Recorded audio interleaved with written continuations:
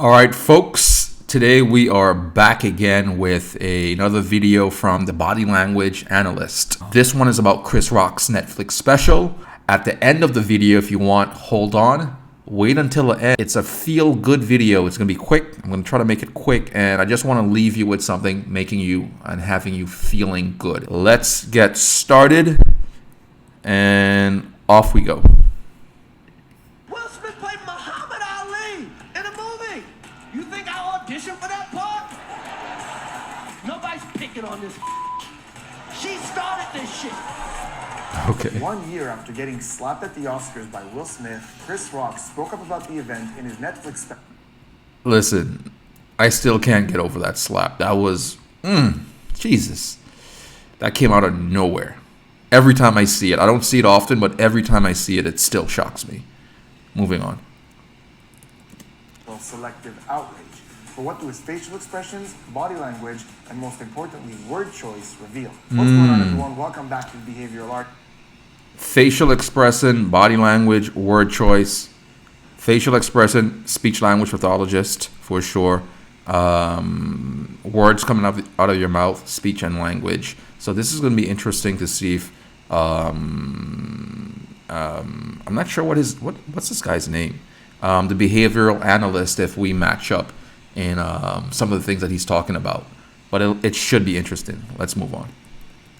My name is Spidey, and I use my degree in sociology and psychology, my certifications in criminal interrogation and body language analysis, and over 10 years experience as an award-winning mentalist to teach people behavioral analysis and practical psychology on stages and television shows all over the world. This week is a very special video for me for a couple of reasons. First of all, a year ago, right around this time, something happened that pretty much changed my career when Will Smith got on stage at the Oscars and slapped Chris Rock across the face.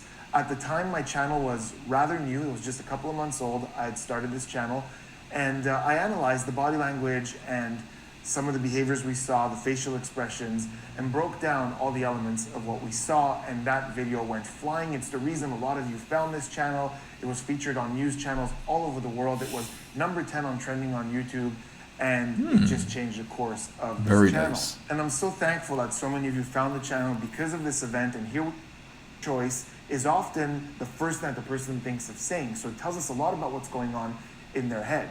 In this case, it's different. This is something that he scripted. As a brilliant comic, this is what he chose to say. And he wrote it, he probably practiced it in smaller clubs, refined it, worked on it. So we're seeing something that's really polished. But through that, can we still see some gestures, some facial expressions that reveal to us what Chris Rock is actually experiencing, how he's feeling? Are there things about this segment of the performance that are different behaviorally from the rest of the performance? And if so, what can those things tell us about how he feels about Will Smith, Jada, the whole event? So instead of focusing... That's a good point. Initially, I actually watched the Netflix special when it came out, and I hadn't thought of doing a reaction or analysis of it because I knew it wasn't something that was spontaneous. But yeah, even though it was scripted, it's what Chris Rock decided that he wanted to put out there into the world. So I guess it does have there's a function to what he put out there and to this madness. It was pretty funny. I did watch it. If you haven't checked it out, definitely check out that special. Only on the body language and the things that would be better concealed because this is rehearsed, we're going to focus on those choices, why he chose to say things the way he said them, why he chose to put this where he put it in the set. There's a lot of really great psychology here as to the actual decisions that were made, and I'm going to be bringing in a lot of my experience here as a performer, not only as a behavioral analyst. I'm going to try to do a show tonight without offending nobody, okay? I'm going to try my best. You know why? Because you never know who might get triggered. Gotta watch what you say, because words hurt. You know, anybody that says words hurt has never been punched in the face. Okay, so right off the top, there's a lot to talk about. So that clip, by the way, is him getting right into the set. It's the first thing that he says. After he comes out, he thanks the audience. That's what he says. Yeah, so my initial thoughts on what I saw, because I saw the special, when Chris Rock talked about getting punched in the face within the first few minutes of being on set, I knew that for sure he would definitely talk about the slap. And when it comes to writing a show, any live entertainer is going to spend a lot of time, I think the most time, thinking about the opening and the closing. That's the two places where we focus the most. And I'm talking any type of live entertainer. Whether we're talking about musicians, singers, dancers, comedians, magicians, or mentalists like me, the beginning is where you get to know your audience and they get to know you. So typically you want to come out with something that you know is going to hit, but you're also kind of testing. And we'll get back to that in a second. And then we focus on the closing as well. You want to start and end really, really strong. And by the way, this has psychological merit because of the principles of primacy and recency, which dictate that we remember our first impression of people and we remember the last thing that somebody said to us when we last saw them. So in a show, you're most likely to remember what happened right in the beginning and what happened right at the end. And that's going to cause the impression you get leaving the show. So in the middle... 100%. Speech language pathologists also do cognition work.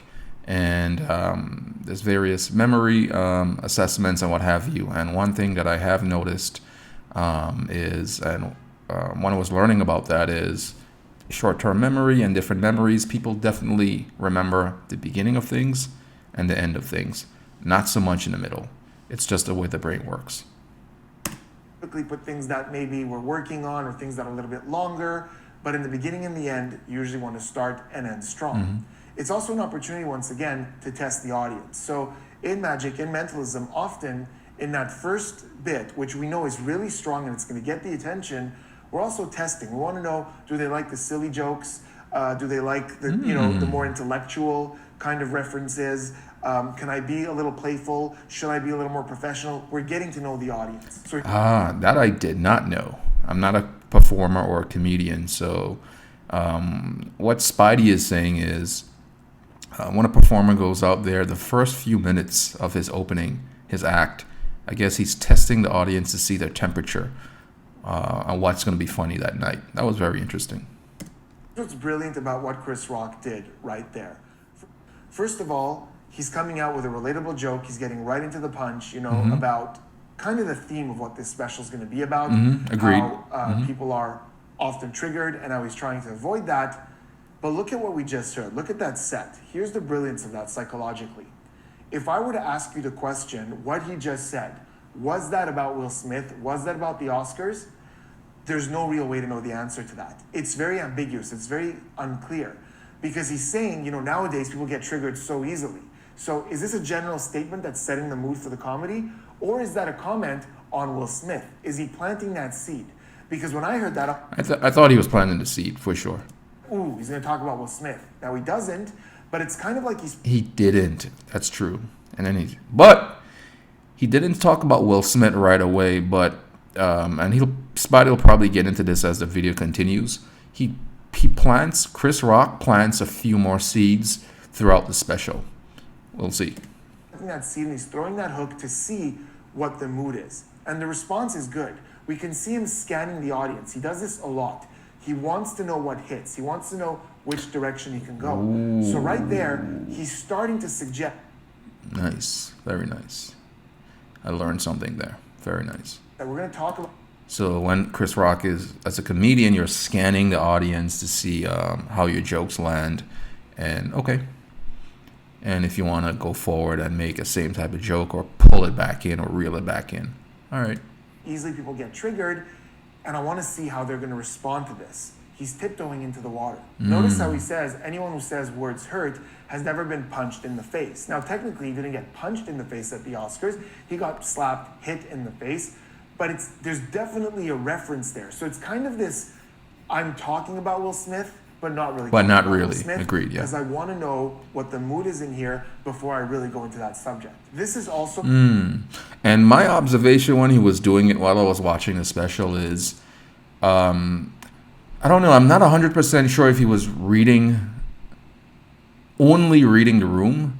In my mind, he was going to talk about Will Smith regardless, right? Think about it. Chris Rock spent a whole year saving up, writing this material. There's absolutely no way Chris Rock would not talk about this, right? But I do think that it's kind of like a dance, right? So you go out on a date with a girl, right? Or whoever, whatever. It's like you're dropping these hints and these messages, and you're getting warmer, and until you get hot, right? And I think, in my opinion, I think that's what Chris was doing. And give me a great opportunity right now and for the next hour pretty much to baseline his behavior on this day, on this stage, at this event. Okay. So often on the channel we talk about the difference between baseline behaviors and idiosyncratic behaviors. Idiosyncratic behaviors are, he sometimes even chuckles at the end of a joke and laughs along with the audience. So we see here special. As someone who studied criminal profiling, but more importantly, as a mentalist, as someone who does cold readings, basically it's my job for someone to come in and based on certain clues that I'm seeing to be able to tell the person details about their lives, the way they think, the way they function, things I can't possibly know. And I'm very open, by the way, when I perform that I'm not a psychic or I don't have certain abilities, that I'm using psychology, observation, and trickery. Okay. And in this case, a lot of how we do cold readings, a lot of how we do profiling in interrogation or interview settings is focusing on decisions and knowing how to interpret them. Because at any given point, we're all displaying decisions that we've made. The things we wear, the backgrounds of our videos, these all give you clues and insight as to what a person is trying to project. If you talk to... I wonder what it is I'm trying to project here, right? See, if you see my background, I have my... I'm in front of my refrigerator. I'm in the kitchen. So I wonder what Spidey would say that I'm trying to project. As of right now, in my mind, I'm projecting that this is the most comfortable place for me to be in my space. The only thing that I don't like is, I spent like 20 or 30 minutes trying to figure this out before I started this video, is there seems to be a very big glare on the refrigerator-ish from the recessed lighting in here. And I tried to do all type of things to get rid of it, but I couldn't. But I don't know. I don't know what Spidey would say about my background. Entertainer on this planet, they will tell you that they give a lot of thought to what they wear before they come out on stage. Any entertainer who tells you that they don't think about what they're going to wear when they go out on stage, they just grab something and throw it on, is either not a really great entertainer or they're lying to you. Okay.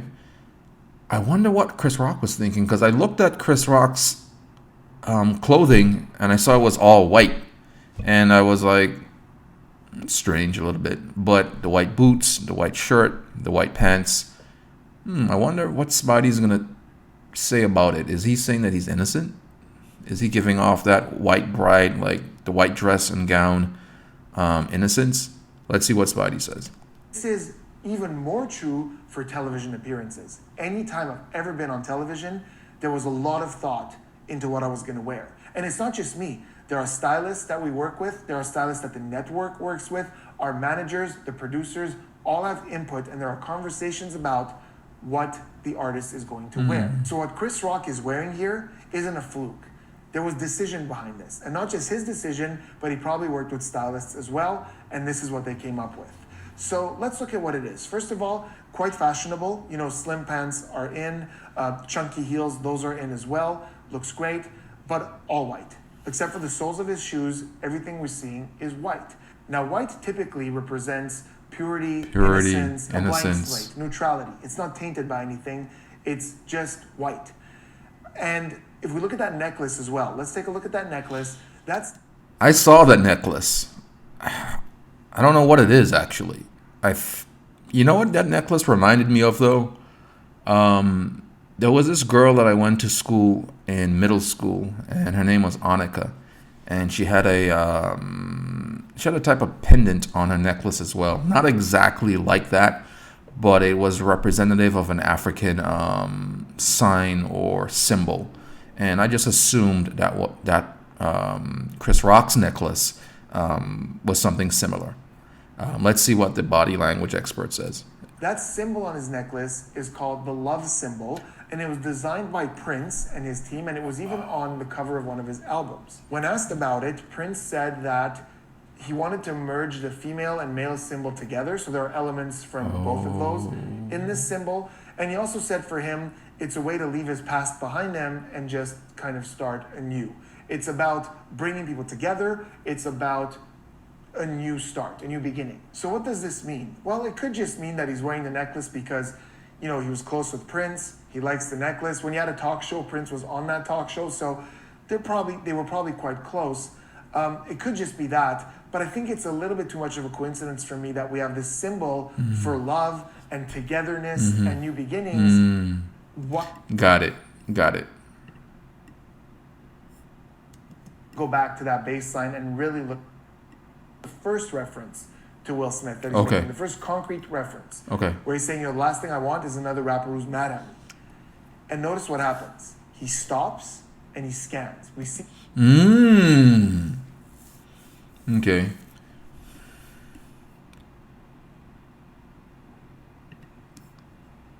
He is very expressive with his face. He's very good at.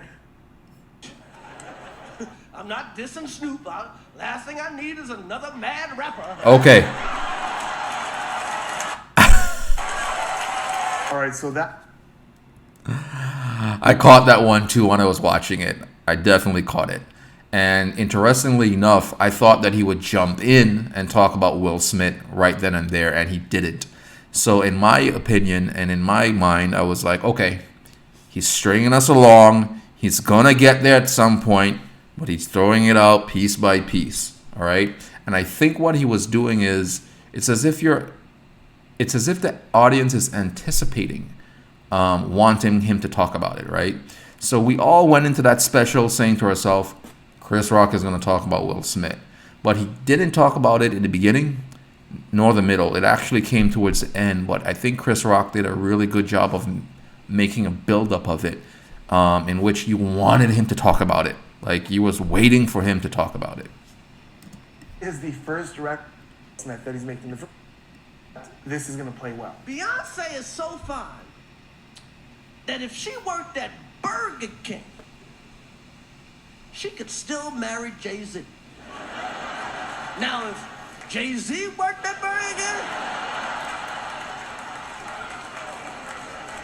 that is not a Jay-Z diss. I do not need another rapper mad at me, okay? Second reference to another rapper being mad at him. I'm like, The Rock. I do not need to smoke. Y'all know what happened to me. Getting smacked by Suge Smith. Ooh. Okay, now we're jumping into the it. Will Smith topic. So, once again, he doesn't dive right in.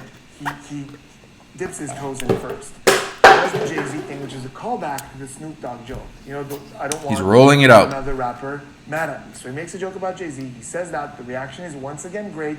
And now he kind of takes that momentum and goes right into the Will Smith topic. Now, I don't know if he's just scanning the room, though. In my opinion, in my mind, what I thought was happening is he was just throwing some bait out and getting it's like an appetizer, right? When you go to the restaurant and they just give you a few morsels to wet your lips, right?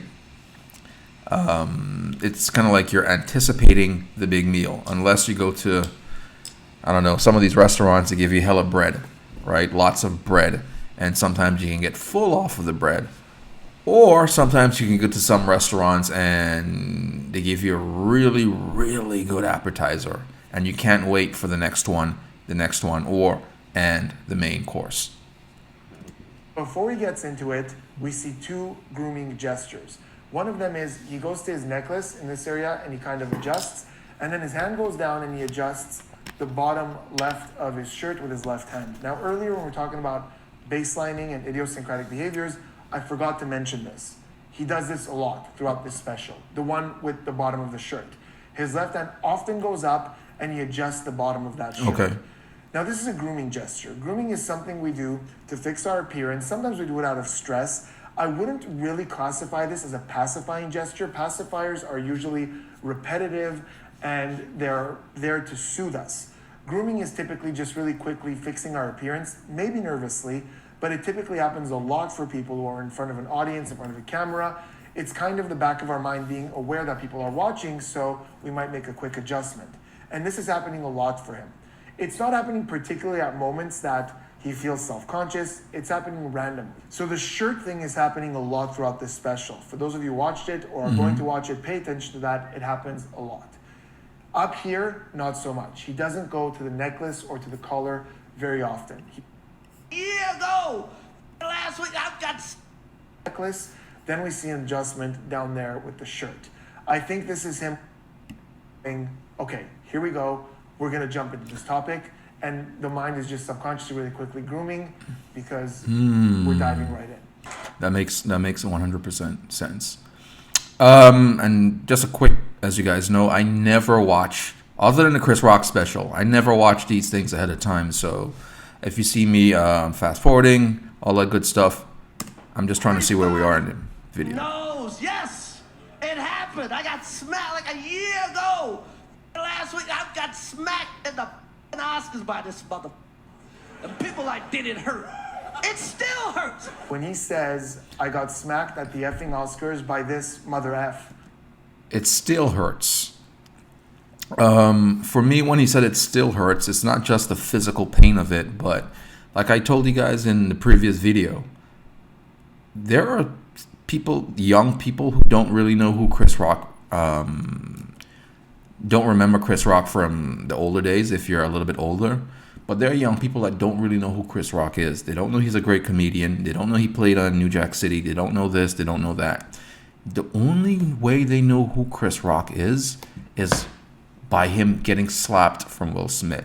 So it's not just, it hasn't just hurt Chris physically, but forever, I won't say forever, but for a very long period of time, and for many young people, even many older people, people my age, older, younger, whatever, they're only going to remember Chris Rock as the person who got slapped from Will Smith.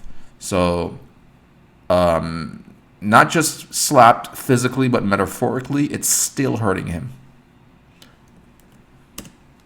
Look at the tone there when he calls them mother effers. So, first of all, that's a decision. He chose to call him, you know, that term. And that's immediately shots fired, right? Because, I mean, Chris Rock often uses, like, you know, this N or that B or this F, but it's more playful most of the time. Here, even if I censored it, you could sense in his tone that there's aggression there. He spits out that term, mother effer. So it's shots fired. Like, here we go. This is going to be a roast. We're getting right away the mood of, like, I'm going after him. First of all, I know you can't tell on camera, Will Smith is significantly bigger than me. We are not the same size, okay? Will Smith played Muhammad Ali in a movie. You think I auditioned for that part? Shit, even in animation, this mother's bigger.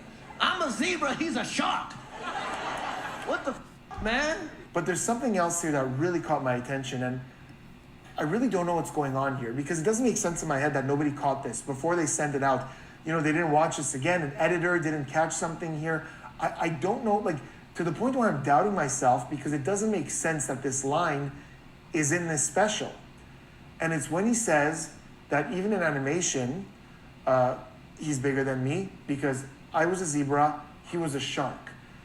Now, I'm a huge movie fan. I love animated movies particularly, and I know that Chris Rock played Marty, the zebra in Madagascar. So I know that. Never seen it. He's referencing that role.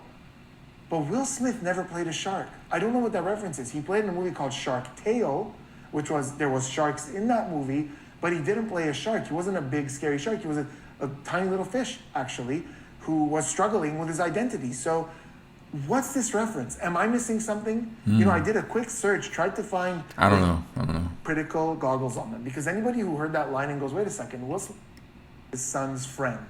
First of all, again, it's more like that, and we see Smith was never a shark. He was in a movie called Shark Tale. Now, with what's coming up now. Everybody that really knows I had nothing to do with that shit. I didn't have any entanglements. I did not have any entanglement. And then for people that don't know, and everybody know, his wife was her son's friend, okay? Okay, so this is where we're going to start to see that deviation from baseline. He's just putting Jada Smith's business all out there. Wow. Anyway, it was out there before, though. So, as you look at his behaviors here, even instinctively, I'm sure a lot of you will notice it's different for when he's delivering the comedy. When he's delivering the comedy, yes, he often goes into this higher pitch. It's a very Chris Rock thing to do. He often paces back and forth. All those things are still there. But there's a difference in his tone here. It's more serious. It's more like that. Agreed. And we see that smile. It's not there. It's starting to disappear at this point. He's delivering this with a more serious, more aggressive tone. He's pushing it home more. And we're seeing real frustration come through here. Agreed. It's about to get worse. And we're seeing that smile go away. Agreed. He's not smiling throughout those moments where he's kind of pretending to be angry or irritated. I normally would not talk about this shit. But for some reason, these put that shit on the internet. I have no idea why two talented people would do something that low down. What the? There is one thing I want to focus on here that's a really, really great psychological tip that you can use in your day-to-day life, and it's quite practical. So you'll notice he referred to them as talented people. And to some people that may have sounded a little strange because you're going right in the middle of this rant where he's like, oh no, you're tearing just them up, giving them some credit. calls them talented. Such a bizarre thing. Why would he acknowledge their talent when he's trying to knock them down? Well, It's not personal. Actually, it's the reverse of what we think. The fact that he would refer to them as talented makes him tearing them down more effective. Let me explain. If I spend 10 minutes tearing someone down, just nothing but negative stuff, you might walk away from that and go, okay, well, he's clearly biased against this person. I can't trust his opinion. But if I spend some time complimenting someone, pointing out the good, Few then I balances. point out the bad as well, it gives more weight to that negative because you go, okay, well, this person's obviously sound-minded. On us on television. Have to acknowledge that Will Smith and Jada Pinkett Smith are not talented. So it's actually brilliant for him to refer to them as talented in that moment. It gives his opinion more weight. Everybody in here have been cheated on. None of us have ever been interviewed by the person that cheated on us on television.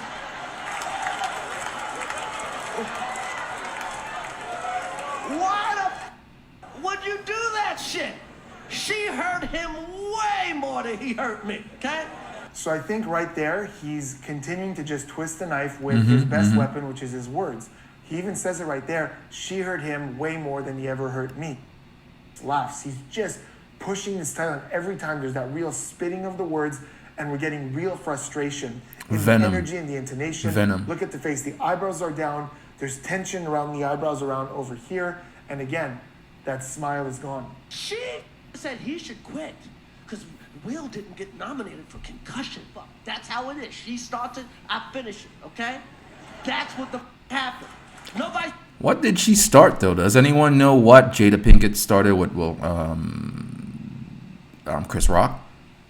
Let me know in the chat. I don't know. Picking on this bitch. She stopped. Okay, so when I first heard that first comment, when Chris said, and he called Jada Pinkett a B word, that's when I knew he was gonna go all in. Like he was not holding any punches. I knew this. Yeah, he was going there. This shit. Nobody was picking on her. Whew, talk about micro expression. Right there when he says, nobody's picking on this B. First of all, again, we've left the comedic tone behind. This isn't delivered the way he delivers comedy. He's using a very aggressive word. He's spitting it out aggressively. And even the audience reacts. Even the audience listens and they go, ooh, when he says that. When he calls her that. Yeah. They understand inherently that shots are being fired. Yeah. Even if he often uses derogatory terms. And he stepped it up another level by doing that. To reference people more playfully, in a more fun way, here they sense that there's real tension. And the reason they sense it, well, there's a couple of things. First, And a lot of people go, Chris, how come you didn't do nothing back? How come you didn't do nothing back that night? Because I got parents. That's why. Because I was raised. Okay? and All right, so this is when basically the special was ended. As promised, I've got a feel-good video. Something that happened a few days ago, and I want to share it with you guys. All right, folks. Here it is. Young heroes, St. Tomian Good Samaritans save occupants of vehicle that plunged into the ocean. March 13th, 3 days ago. This is a screenshot of the video showing a heroic rescue of 2 passengers of a vehicle that plunged into the ocean at St. Thomas waterfront, and the video was posted on March 12th. After a car plunged into the ocean on St. Thomas waterfront on Sunday, 2 brave youngsters did not hesitate to leap into the sea and pull the passengers inside to safety. And let's take a look at the video.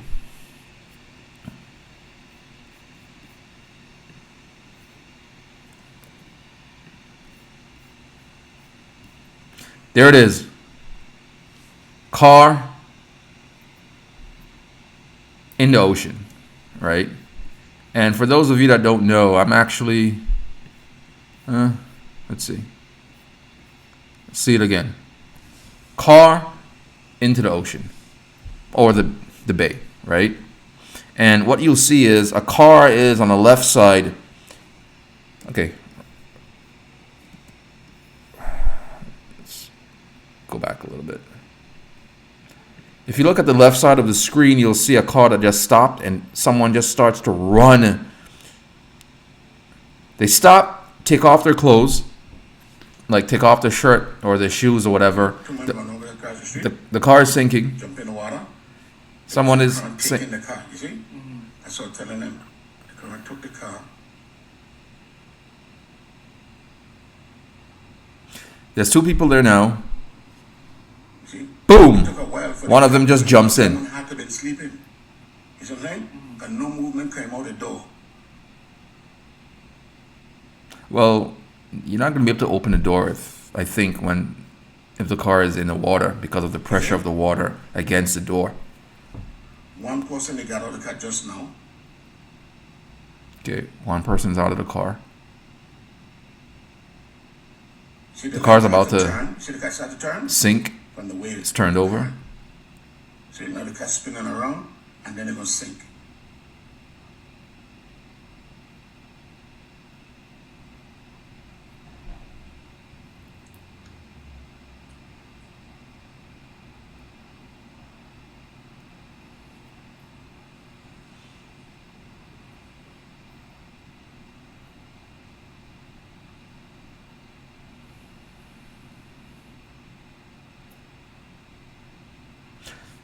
They're swimming. Someone is swimming back now. I think they maybe have the passenger or the driver in the car. I see a little bit of movement.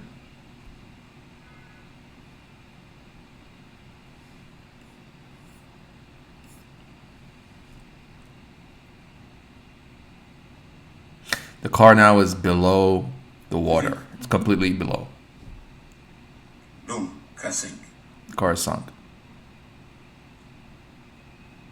Is it? I see some people swimming. Like, They just passed the spot where it's a 6 feet and went down to the deep 12 foot. another Two person. more jump in the water. Another person jumps in.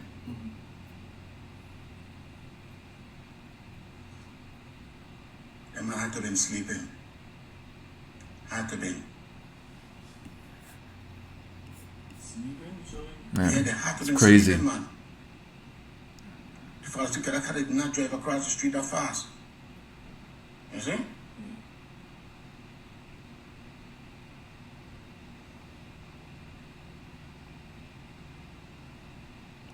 Almost kicking their feet in the water. I guess they're swimming.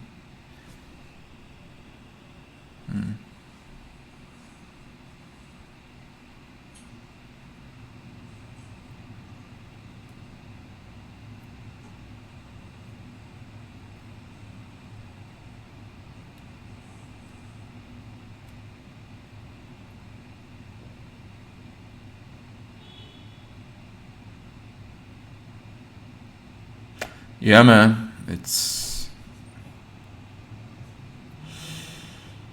Yeah. So basically, let's see. The Good Samaritan was identified as Mr. Powell. Mr. Powell as Dylan Hodge, So a video posted by the Facebook user shows the moment when the car leaves the roadway and heads into the water, and someone jumps in after the vehicle, swimming to the white sedan, and carried out perhaps by the current of the water. Soon the hatch of the trunk can be seen popping. So the Good Samaritan was identified by Mr. Powell as Dylan Hodge. So Dylan Hodge opened the door of the sinking car and he went inside. Soon the hatch of the trunk can be seen popping open as a second bystander. I might jack this name up, but Agie Gregory, who was an engineer at Snyder Regional Medical Center. This is in St. Thomas, U.S. Virgin Islands, folks. St. Thomas, U.S. Virgin Islands. And son of a Senator, Donna Fred Gregory, jumps into the water. Additional bystanders jump in. Dylan's mother ensured that the other young men who aided the passengers were recognized for their bravery. Dylan's friend, Kaylon Bernier. Other commenters heap in praise and commendations on the quick-thinking rescuers, with some calling for medals to be awarded to the young heroes, as well as a cash prize for their efforts. They've reached out to the Hodge family for further information on Dylan Callan's heroic exploits. This is excellent, folks. I just want to say for Dylan Hodge and Aggie Gregory, sorry if I screwed that up, that great effort. You guys do deserve medals. You deserve all the credit you can get. In this day and age, when all we hear about is bad things happening to people, no one cares about anything, this was just an excellent show of being a good person and being a good member of your community. So I want to leave you guys with that. I hope you had a good time watching this video, and this is the SLP Reviews, who review social language, and peace out.